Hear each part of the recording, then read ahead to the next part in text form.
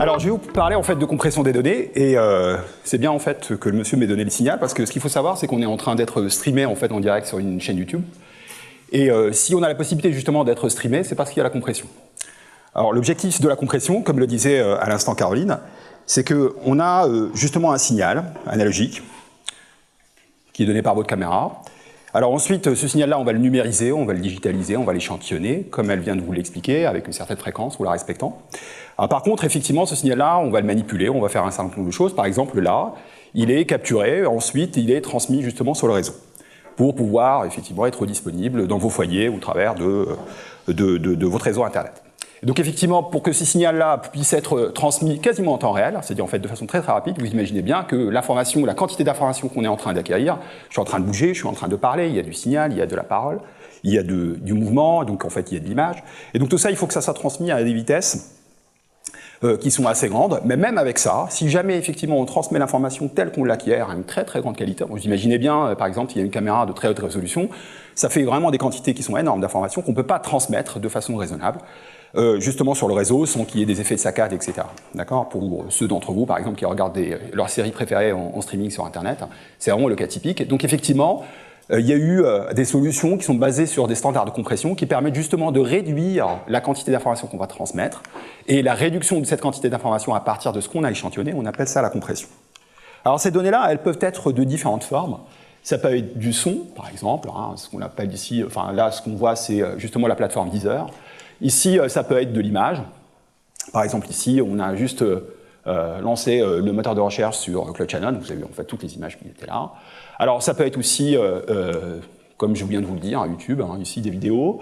Ça peut être de façon encore plus générale que juste la musique, l'image, la vidéo. Ça peut être des choses un peu plus compliquées. Par exemple, des données qui vont être, typiquement ici, c'est des nuages de points qui ont été acquises par un laser. Donc typiquement, là, ce que vous voyez, c'est un château qui a été acquis. Donc on a des nuages de points, on appelle ça des nuages de points. Ou encore, par exemple, quand on est dans le monde de l'industrie du jeu vidéo, on crée des avatars. Alors ces avatars, c'est aussi des données. On a parfois, justement, là, c'est juste des données géométriques. Ça encode la géométrie des objets, donc là, de l'avatar. Et on peut aussi s'intéresser justement à les stocker, les manipuler de façon rapide, etc., etc.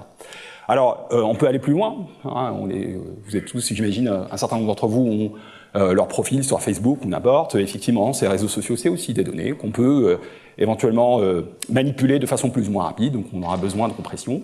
Alors, sur des choses un peu plus sérieuses, hein, dans le domaine médical, par exemple, on va avoir des scanners, des imageurs, qui produisent énormément d'informations, et ces informations, on doit les manipuler, et on pourrait avoir besoin justement de les transmettre. Par exemple, typiquement, vous avez quelqu'un qui est en France, qui vient d'avoir en fait un scanner, et le spécialiste qui le suit, il n'est pas disponible, il est à l'autre bout du monde, il est en Australie, et donc effectivement, on peut justement établir une connexion de telle façon, et ça, c'est des choses réalistes, hein, c'est-à-dire en fait, avec des réseaux appropriés, on peut justement transmettre le cliché au spécialiste qui est à l'autre bout du monde pour qu'il puisse éventuellement les voir et donner éventuellement un diagnostic sans qu'il soit physiquement justement sur le lieu où il y a eu l'imagerie qui a été capturée.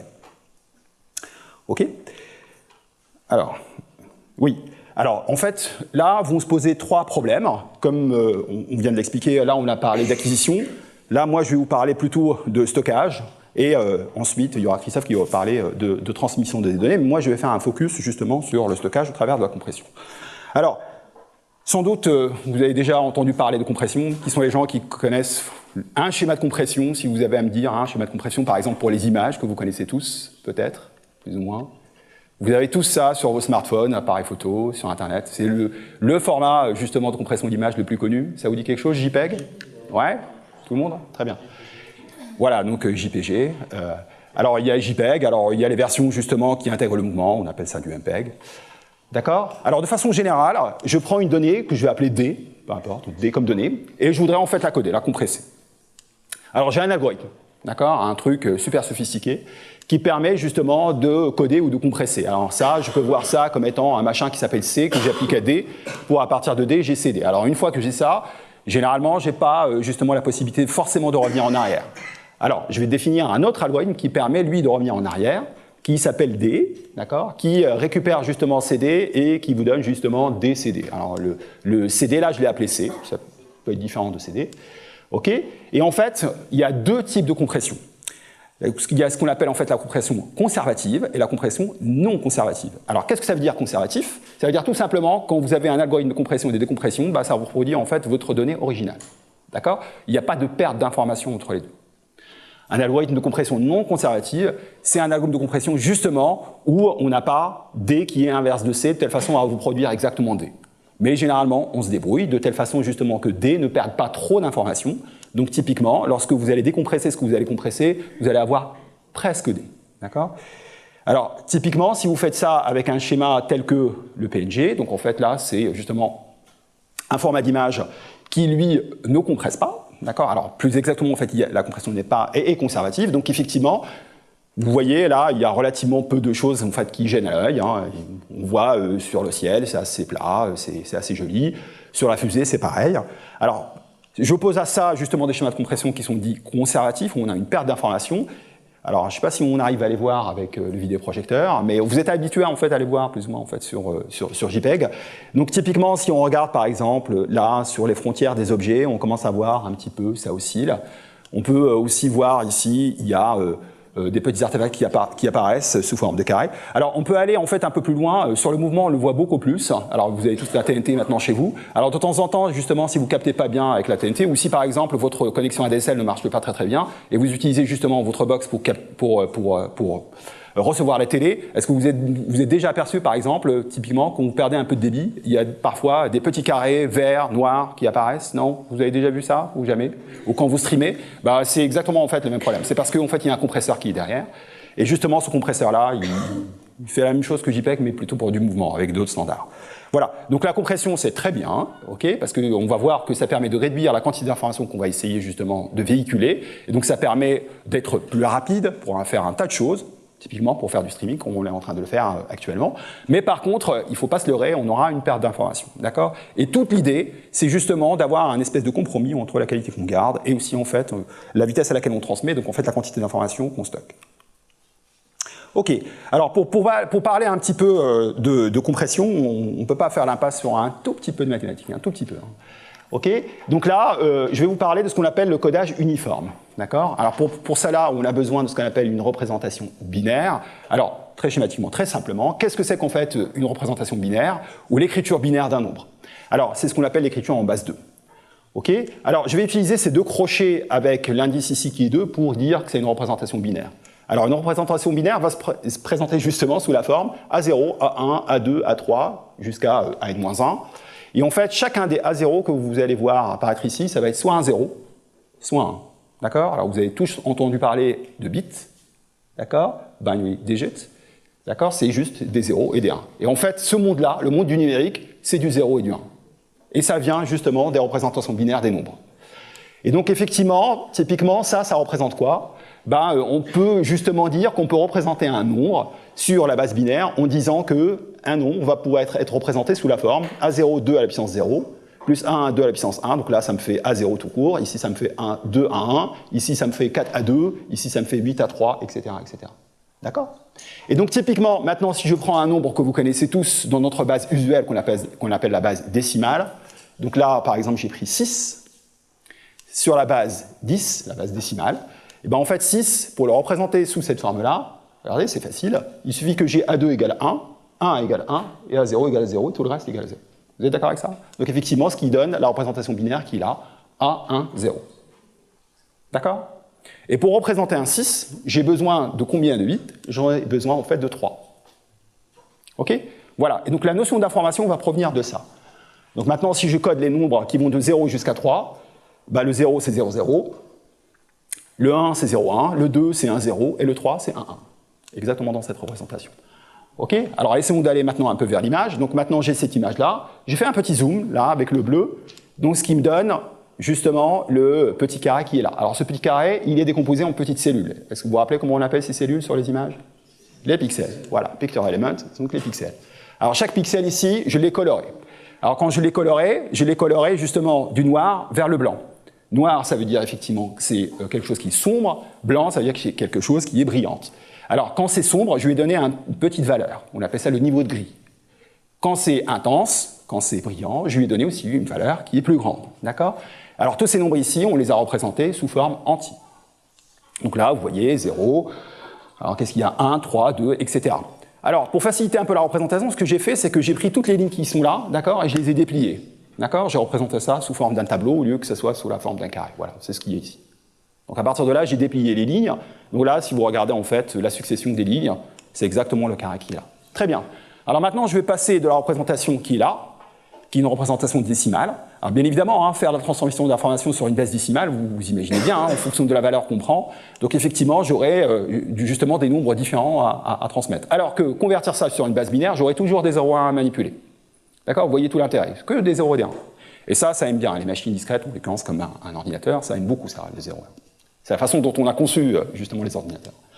Alors, pour coder ça, si je le code sous forme uniforme, vous voyez ici, les valeurs, elles vont de 0 jusqu'à 3. Et comme je vous l'ai présenté ici, coder des nombres qui vont de 0 à 3 en base binaire, j'ai besoin de quoi? J'ai besoin justement de symboles qui tiennent sur 2 bits. Donc en fait, 0, 0, 0, 1, 1, 0 et 1, 1. C'est exactement ce que j'ai fait ici. D'accord? Alors maintenant, je vais les prendre et je vais les concaténer. Ça me donne ça. Et c'est ça, en fait, le code à envoyer. Donc finalement, pardon, la forme numérique de cette image-là, imaginez-vous, en fait, que l'ordinateur, quand tu la manipules, justement, c'est manipulé sous la forme de 0 et 1 qui sont stockés sous cette forme-là. C'est juste une succession de 0 et 1. Alors parfois, on les regroupe sous forme, justement, par petits groupes de 8. D'accord? Alors les petites bandes de 8, là, on les appelle ça les octets. D'accord? Donc effectivement, quand on mesure la taille de l'image, on ne la mesure pas en nombre de 8, on la mesure plutôt en nombre d'octets. En fait, c'est la taille à laquelle vous êtes habitué, c'est juste en fait par petites bandes de 8 octets, de 8 bits. Pardon. Ok, très bien. Et donc finalement, une fois que j'ai ce code, très bien, maintenant imaginons ça, c'est ce qui est stocké dans un fichier sur votre disque dur. Maintenant, vous voulez visualiser cette image, c'est-à-dire en fait la restituer, la lire et ensuite la restituer sur un écran tel que je viens de le faire ici. Bien évidemment, la première étape, c'est de revenir en arrière. D'accord? Vous vous rappelez tout à l'heure, je vous ai parlé de codage, de compression. Donc là, on n'est pas encore tout à fait à la compression, mais donc là, c'est le codage. Maintenant, il faut que je revienne en arrière. Donc là, pour revenir en arrière, c'est le décodage. Alors bien évidemment, pour décoder, on va voir effectivement qu'il va falloir respecter un certain nombre de règles, d'accord, pour pouvoir revenir justement en arrière. Alors, de façon générale, ce qu'on va essayer de faire, c'est justement ne pas faire des codes qui sont justement à longueur fixe. Parce que vous voyez ici, là, d'accord, je savais effectivement qu'il y avait des nombres qui allaient de 0 à 3, et tous les codes avaient la même longueur. Vous êtes d'accord ici? Ils ont tous, alors le 0, je le code avec un code avec une longueur de 2, le 1 c'est pareil, le 2 c'est pareil, le 3 c'est pareil. Si j'avais par exemple justement des valeurs qui allaient de 0 à 16, à votre avis, il aurait fallu justement des longueurs de code de combien? Non? 4. D'accord? Qui vont de 0 à 15. Ok, alors maintenant on va voir effectivement que ce n'est pas la meilleure façon de faire, et vous allez voir pourquoi. C'est parce qu'on n'a pas exploité justement correctement l'information justement qui était dans mon image. Alors pour ça, il va falloir que je vous parle encore une fois, alors je vous ai parlé de puissance tout à l'heure, le 2 à la puissance quelque chose. Maintenant je vais vous parler de la réciproque de cette opération-là, ce qu'on appelle le logarithme, et le logarithme en particulier en base 2. Alors L est égal log 2 de n, donc le logarithme de n en base 2, c'est l'unique réel de telle façon justement que 2 à la puissance L soit égal à n. D'accord? Donc par exemple, log de 2 c'est 1, log de 4 c'est 2, et log de 6 c'est justement c'est pas un entier. Ok, donc en fait si j'ai n symboles qui vont de 0 jusqu'à n-1, comme je viens de vous le dire, il va me falloir justement des symboles qui sont de longueur, qui sont la partie entière de log de 2n. Alors les crochets bizarres là, c'est juste pour dire que c'est la partie entière, arrondi à l'excès. Voilà, donc là par exemple, si j'ai des symboles en fait qui font une longueur de, un nombre de symboles qui est de 16, j'aurais besoin justement des longueurs de symboles qui sont de 4, donc 4 bits par symbole. Voilà, donc c'est ce qui est représenté ici. Très bien. Alors maintenant, si je reviens à mon petit exemple, celui-ci, d'accord? Donc là, je l'ai retracé ici avec des 0 et 1, et là, j'ai le 0, 0, 1, etc., etc. Et donc là, si je compte justement le nombre de bits qu'il y a là, il m'en faut 50. D'accord? Pour transmettre justement ça. Alors, la question, est-ce qu'on peut faire mieux? Est-ce qu'il y a quelque chose qu'on a loupé, par exemple? À votre avis? Si je regarde en fait cette petite image-là, est-ce qu'il y a quelque chose qu'on a loupé? Ou de façon générale, la grande image qu'on avait tout à l'heure? Allez-y. J'ai pas entendu, pardon. Alors ça, c'est quelque chose qui vous est donné. C'est-à-dire, en fait, c'est la caméra qui a capturé ça. Ça, on n'a pas trop la main dessus. En revanche, tel qu'on peut le voir ici, c'est qu'on a attribué exactement le même budget à des choses qui sont fréquentes et à des choses qui le sont moins. D'accord? Donc on a tout intérêt justement pour les choses qui sont fréquentes, d'accord, qui interviennent très très souvent, à les coder avec des longueurs qui soient plus petites. Et celles qui sont peu fréquentes, bon, ça ne va pas nous coûter trop cher si on leur donne une longueur qui soit importante. Vous êtes d'accord avec ce principe-là? D'accord? Donc les choses qui sont très très très présentes, je vais leur affecter justement un budget qui soit petit, c'est-à-dire un nombre de bits qui soit petit, et inversement pour les choses qui ne sont pas présentes. Donc voilà. Okay, donc là, en fait, on va vraiment vers la théorie de Shannon. Donc ça, c'est des codes qu'on appelle les codes de Shannon, les codes de Shannon-Fano, pardon. Alors, je vous dis pas en fait comment ça a été fabriqué. Bon, on en parlera un tout petit peu plus tard. Mais là, regardez. Par exemple, si je regarde ici le 0, alors j'en ai que 2. Si je regarde 3, j'en ai aussi que 2. Donc, qu'est-ce que j'ai fait ici? D'accord? J'ai mis justement un budget de 3 bits pour 0, un budget de 3 bits pour le 3. En revanche, si je regarde le 2, il est extrêmement présent. Regardez, il y a beaucoup de gris ici. D'accord? Qui est gris un peu sombre. Donc lui, je vais lui attribuer très très peu de budget. Un seul bit. En fait, c'est le 1. Qu'est-ce qui vient juste après? Eh bien, justement, c'est le 1. Si vous regardez ici, cette valeur-là, d'accord, c'est la valeur la deuxième plus fréquente. Donc effectivement, elle, je lui attribue justement un budget de 2 bits. Alors vous pouvez me dire comment on a choisi justement ces budgets-là, je vais vous l'expliquer dans un petit moment. Alors si vous faites juste ce choix, pour l'instant, effectivement, ce que vous allez transmettre, d'accord, c'est 41 bits et non pas 50. Alors je vais vous donner aussi une quantification tout à la fin, justement, si vous codez carrément l'image qu'il y avait tout à l'heure, pour vous dire, en termes de nombre d'octets, combien ça coûte. Allez-y. Alors, parce que c'est ce que je disais en fait tout à l'heure, parce que 0, en représentation binaire, c'est finalement au nombre de bits qu'il y a justement qui sont affectés pour le symbole. Et donc en fait, 0, ça ne coûte pas 0. D'accord? Ça ne coûte pas juste le bit 0. Ça coûte autant de 0 qu'il y a justement de bits dans le symbole. D'accord? Donc ça ne vous coûte pas juste 0. Et c'est parce qu'on a besoin de le décoder ensuite. Ok, donc là c'est le code reçu. Très bien. Alors maintenant, comme je vous l'ai dit, et c'est très important parce que ça fait un enchaînement avec ce qui va suivre, c'est parce qu'on a besoin de décoder. D'accord? Et alors pour pouvoir décoder, justement, il va falloir pouvoir distinguer les différents symboles entre eux. D'accord? Alors pour pouvoir les distinguer entre eux, il faut être capable de faire justement un décodage qui est non ambigu. D'accord? Ça veut dire quoi? Ça veut dire en particulier qu'il ne faut pas justement un code qui soit un préfixe d'un autre code. Parce que vous imaginez bien, si on a un qui est un préfixe, alors qu'est-ce que ça veut dire préfixe? 59, 5 est un préfixe de 59. D'accord? Vous voyez ce que je veux dire? Alors maintenant, si vous avez plein de codes qui commencent par un 0, et je mets le code 0 sur 0, j'aurai un problème. D'accord? Donc il faut faire attention. Donc effectivement, ça permet de revenir en arrière de façon univoque. D'accord? Ça permet justement de revenir en arrière de façon non ambiguë. D'accord? Parce que tout ça, il va falloir l'implémenter sur un ordinateur à la fin. Alors ça, on peut le représenter sous la forme d'un arbre binaire. Alors qu'est-ce que c'est un arbre binaire? Donc c'est un grand mot. Pour vous dire que finalement, tous ces codes-là, on peut les représenter vraiment comme un arbre, comme celui que vous avez ici un peu partout sur le CIRM ou sur la calandre de façon générale. Donc effectivement, on commence à la racine. Ça, c'est la racine. D'accord? À chaque fois que je vais à gauche ou à droite, je vais rajouter un 0, un 1. D'accord? Si je vais à gauche, je vais avoir un 0. Si je vais à droite, je vais avoir un 1. Donc 0, 1. Ensuite, 0, 1. Je rajoute ça à droite. La même chose ici. 0, 1. Je rajoute à droite. Je fais la même chose ici. 0, 1. 0, 1. 0, 1. 0, 1. Et là, si vous lisez en fait ce qu'il y a tout à la fin, alors les trucs qui sont à la fin, comme dans tout arbre, ce qui reste à la fin, ce sont les feuilles. D'accord? On part de la racine, on va vers les feuilles. Très bien. Et en fait, là, on appelle ça les nœuds internes. Alors, tout ce qui précède, on appelle ça les parents. Tout ce qui est en dessous, on appelle ça les fils.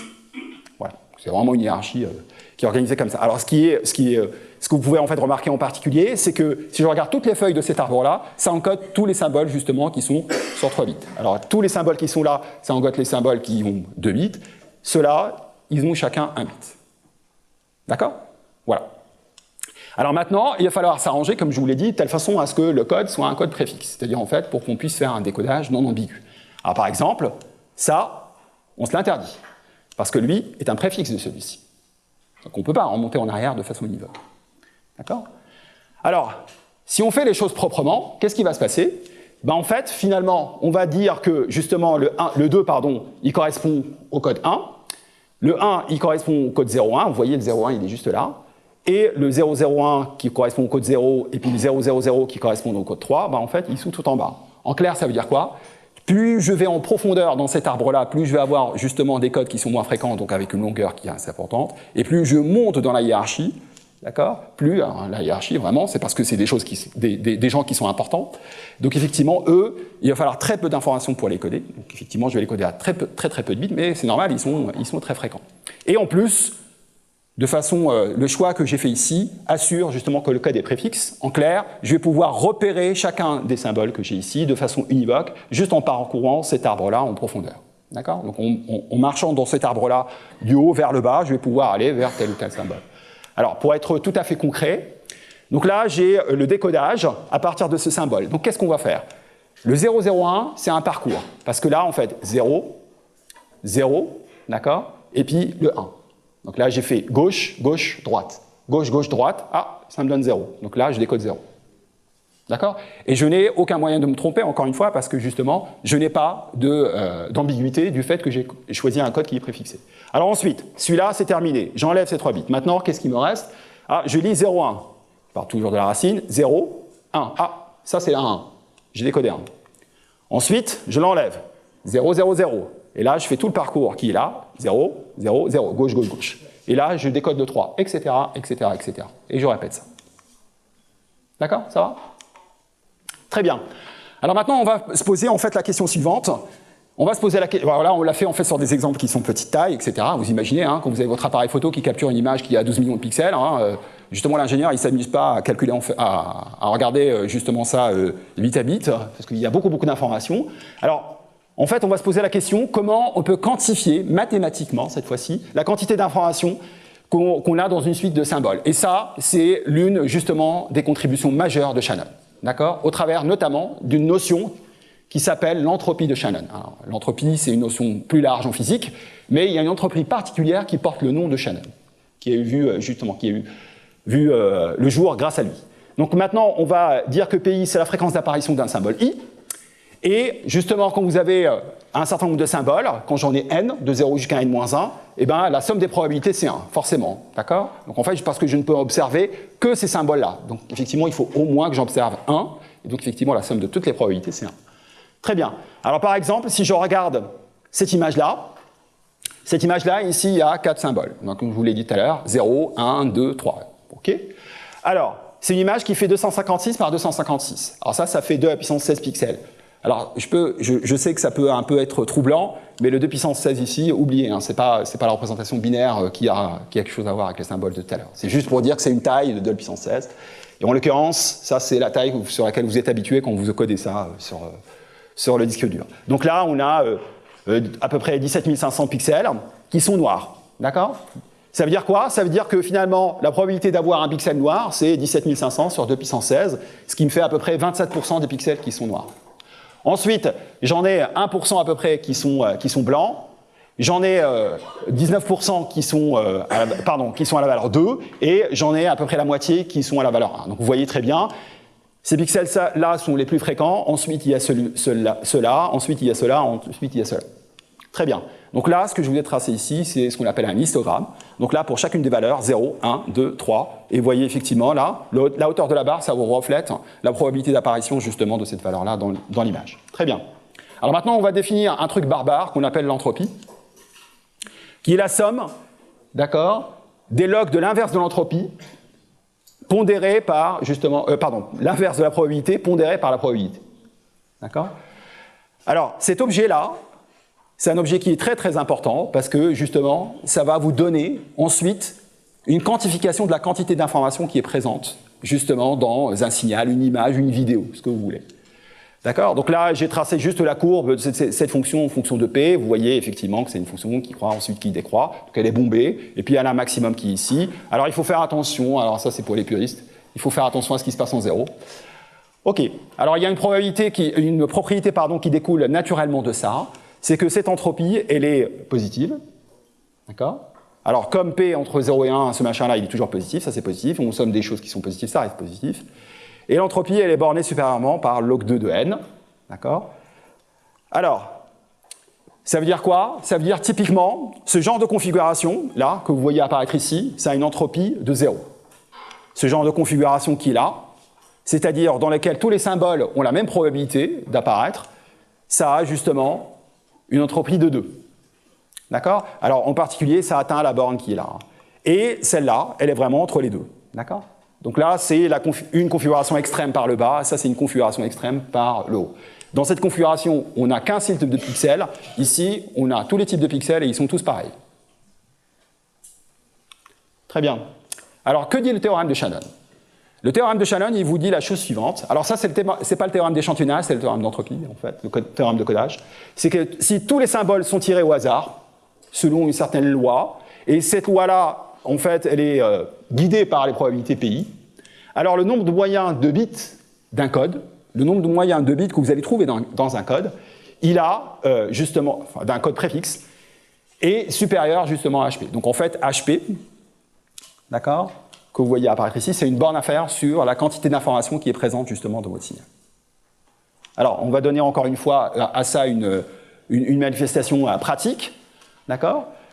Ça veut dire quoi en fait finalement ce théorème? Ça vous dit la chose suivante. Elle vous dit que si vous avez un signal, d'accord, si vous voulez savoir s'il est facile à coder ou pas, ben, il suffit justement de quantifier son entropie.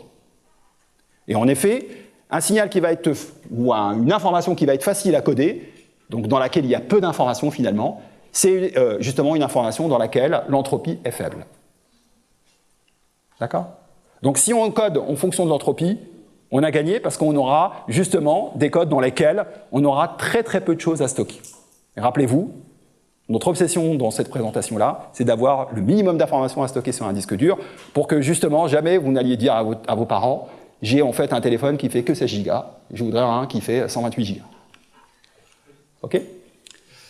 Alors, je reprends en fait mon exemple de tout à l'heure. Cet exemple, j'ai une image qui est là, j'ai l'histogramme qui est là. Alors en fait, si on fait le petit calcul de tout à l'heure, là, l'entropie, c'est 1,54. Vous prenez en fait juste la somme des pays log de 1 sur pi, en fait ça vous donne ça, à partir des valeurs qui sont là, et ça vous donne cette quantité-là. Donc maintenant, dans le codage préfixe, à 0, je vais avoir justement un code C0, à 1, un code C1, à 2, un code C2, à 3, C3. Je vous rappelle, hein, tout à l'heure, j'ai fait des choix particuliers, que je remets ici, 1, 0, ici pour 0, 1 c'est 0, 2 c'est 1, 1, 0, et pour 3 c'est 1, 1, 1. Et donc la longueur moyenne, si je la calcule, justement, dans ce cas-là, c'est 1,67 bits par symbole. Je vous rappelle, le théorème de Shannon nous dit que ce machin-là, d'accord, devrait être plus grand que ça. Effectivement, c'est le cas. D'accord? Donc là, on a fait vraiment une vérification sur un exemple réel pour lequel cette borne est vérifiée. Alors, petit rappel, codage uniforme, je fixais le nombre de bits a priori et je disais tout le monde, c'était démocratique, tout le monde avait le même nombre de bits, justement, pour être codé. Il y en avait 2 par symbole. Si je fais en fait le codage variable, eh ben, justement, je vais avoir 1,7 bits par seconde, par symbole, et donc là, c'est une borne supérieure à ça. C'est une valeur qui est plus petite que ça. Donc effectivement, j'ai tout intérêt à choisir qu'un code qui est comme ça, parce que ça va me coûter moins cher. Alors bien évidemment, le meilleur serait celui qui atteindrait justement cette valeur-là, qui atteindrait justement cette limite de 1,54. Ok, alors finalement, et ça c'est la dernière chose dont je voulais vous parler, est-ce qu'on peut faire encore mieux? Eh bien oui, on peut faire encore mieux, un tout petit chouïa mieux, parce que justement, quand j'ai fait ça, typiquement, dans cette image-là, vous, être humain, quand vous regardez une image, vous ne regardez pas justement les pixels à 1. De toute façon, vous n'avez pas suffisamment de résolution, on n'a pas des jumelles dans les yeux, mais en fait, il y a de la corrélation entre les pixels. Les pixels ne sont pas indépendants les uns des autres. D'accord? Donc ça, je remets en fait mon petit carré préféré. Maintenant, ce que je vais faire, c'est que je vais prendre en compte ça. Je vais dire que finalement, ce que je vais encoder, ce sont les différences d'informations qu'il y a justement entre des pixels adjacents. Donc par exemple, entre 0 et 1, la différence est 1, 1 et 3, la différence est 2, etc. etc. Je continue. Alors bien évidemment, ici, je fais juste des différences. Je peux aussi revenir en arrière en faisant juste des sommes. D'accord? Alors maintenant, alors bien évidemment, hein, je peux aller à partir de là, je peux aller vers là sans aucun problème. Alors maintenant, au lieu d'encoder ça, maintenant je vais encoder ça. Exactement sur le même principe que tout à l'heure, avec des codes à longueur variable. Alors maintenant, je vous rappelle, hein, tout à l'heure, l'entropie c'était justement 1,54. Maintenant, si je regarde justement l'entropie du nouveau machin, là, celui qui est en violet, eh ben, l'entropie, regardez, elle est tombée à 0,61. D'accord? Ce qui est dramatiquement plus petit, en fait, que ce qui est là. Et maintenant, si je fais exactement comme j'ai fait tout à l'heure pour le bleu, mais cette fois-ci pour le violet, c'est-à-dire le codage à longueur variable, et si je calcule justement combien ça va me coûter pour coder une image 256 par 256 pour la stocker sur le disque dur, et bien en fait, sur l'image originale, ça m'aurait coûté 16,3 kilooctets. Si j'avais fait en fait ce codage-là à longueur variable, ça m'aurait coûté 13,7 kilooctets. Et si je fais un truc un peu plus intelligent, ça me coûterait 9,5 kilooctets. D'accord? J'économise quasiment la moitié de la place qu'il me faut justement pour stocker cette image-là sur le disque dur. Voilà, donc pour juste résumer, et là ça sera à Christophe de prendre la parole. Donc Claude Shannon, c'est quelqu'un effectivement qui a fondé toute une théorie qu'on appelle la théorie de l'information, que vous avez tous dans vos poches chez vous, vraiment. C'est vraiment une révolution importante qu'a été l'œuvre de Shannon. Alors je vous ai parlé de compression, s'il faut garder un seul message, c'est si vous avez une information à stocker, ben en fait les symboles fréquents, il faut leur donner justement des codes courts pour que l'information soit la plus petite à stocker. Alors on n'a pas parlé d'un tas de choses, mais ce n'est pas forcément le lieu ici. Et je vous remercie pour votre écoute et je suis à votre disposition pour vos questions.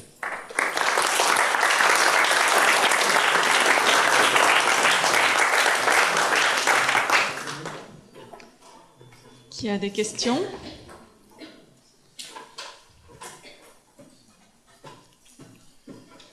Allez-y.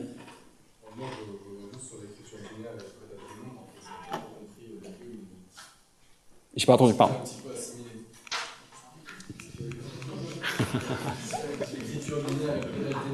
Oui. Que j'avais un petit peu du mal avec, c'est tout. Celle-là? Celle-ci? Ouais, c'est ça. Ouais. Ok. Alors, cette écriture, alors prenez le nombre 6, d'accord? En base décimale, celui que vous connaissez, que je connais, qu'on manipule tous les jours pour aller payer notre byte. Ok, très bien. Le 6, je prends le 6. Alors, cette représentation en base 10, je voudrais lui donner une représentation dans une autre base.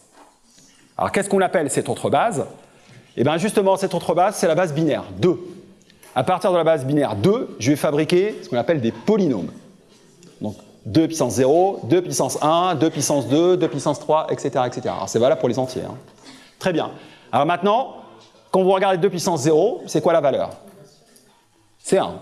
OK? 2 puissance 1, la valeur, c'est 2. 2 puissance 2, c'est 4. 2 puissance 3, c'est 8, etc., etc. Maintenant, je voudrais représenter 6. Sur cette base-là, ce qu'il me faut, c'est 4 plus 2. Vous êtes d'accord avec ça?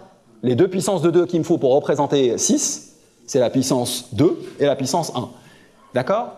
Alors maintenant, si je prends justement ces entités-là, et ces entités-là ne peuvent prendre que des valeurs qui sont 0 et 1, parce que je suis sur une base binaire, ben effectivement, la représentation de 6, ça sera quoi? Eh bien, tous ceux qui sont supérieurs justement à la puissance 6, donc à l'indice 2 ici, ils vont être égaux à 0. On est bien d'accord? Il me reste 1 ici, 4, 1 ici, fois 2, 4 plus 2, ça fait 6, et le dernier, comme c'est un nombre pair, il faut que ça soit à 0. D'accord? Ce qui me fait que l'écriture binaire de 6, c'est 0 pour la puissance 0, 1 pour la puissance 2, et 1 pour la, pour la puissance 1 et 1 pour la puissance 2. Donc ça fait 4 plus 2, 6, plus 0, 6. Ça va? Voilà. Donc effectivement, l'écriture binaire, c'est juste parce qu'on veut manipuler encore une fois des bits, des 0 et des 1. D'autres questions? En fait, si on reprend le carré, en fait, il y a les deux lignes qui étaient les mêmes. Et en fait... Alors, ouais, celle-ci, ouais. Donc, dans le carré, en fait, il y a deux lignes qui sont identiques. Et est-ce qu'on ne pourrait pas arriver à faire quelque chose avec ces deux lignes? Oui, excellente observation. Donc effectivement, quand je l'ai fait là, je l'ai fait dans une direction.